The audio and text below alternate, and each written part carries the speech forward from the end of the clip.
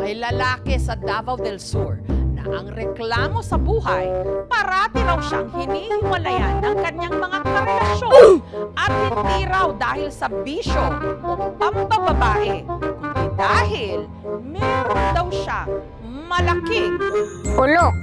nakatakdang maging malamig ang Pasko ng taga Davao del Sur at construction worker na si Jimmy. Hindi niya tunay na pangalan. Takot na raw kasi siyang umibig pangmuli. Hiniwalayan na raw kasi siya ng una, ikalawa, at pati ang ikatlo niya kinasama. Kahit pa sa totoo lang daw, ayon sa kanya, siya na may good catch. Sabi nila, ma'am, gwapo yung kayo ko. Wala na kayo gawas-gawas sa mong panimalay, ma'am, kay tungod sa kong kagwapo. Hindi rin daw siya mabisyo. Pamamakla lang po ang bisyo ko, ma'am. At saka cellphone, email, yun lang po. At lalong hindi raw siya manloloko.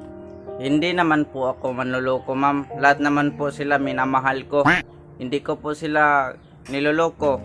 Siniseryoso ko pa nga po sila eh. Kasi sabi po ni tatay, basta di lang biyaan, dungagan lang. Pero bakit nga ba si Jimmy, pagdating sa pag-ibig, laging sawi? Kadugayan, ma'am. Sakitan naman sila, ma'am. Muna nga, bumubuwag na sila, ma'am.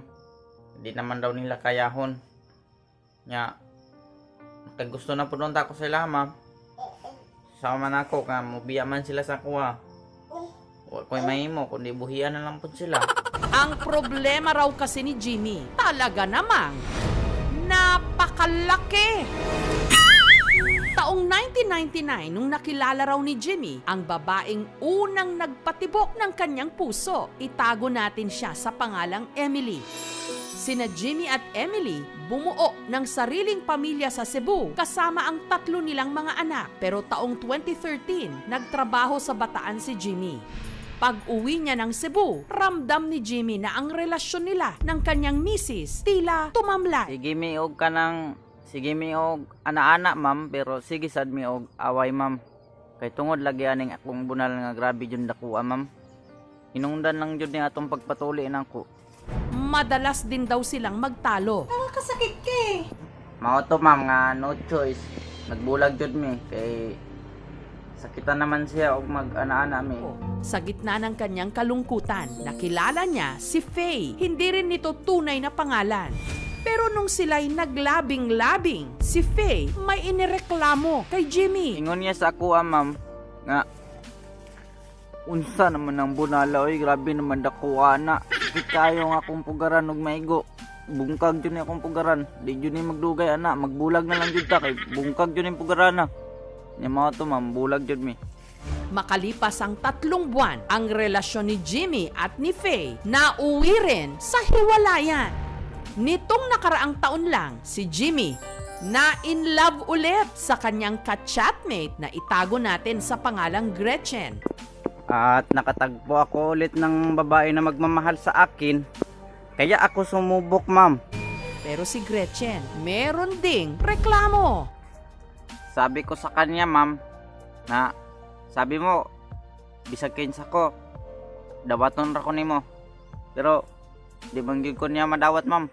Kay sakitan man gyud siya, ma'am. Isan sa akong bunal, ma'am. Dili niya magwanta, ma'am. Mga bulag gyapon mi, ma'am. Wag iklaro ang mong relasyon. Tama na, sakit eh. Sa huli, nauwi rin sila sa hiwalayan. Pero ang sukat daw ng kanyang pagkalalaki, hindi natural. Nagsugod ramon ko ni ma'am katong nakahuna-huna ako og patuli. Kay tungod sa amon lahi, ma'am, ba nga mga pisot. Unya nakahuna-huna ako og patuli, ma'am, didto nagsugod din dako og kaayo, ma'am, dako jud kayo, ma'am. Grabe yung dakuha, ma'am.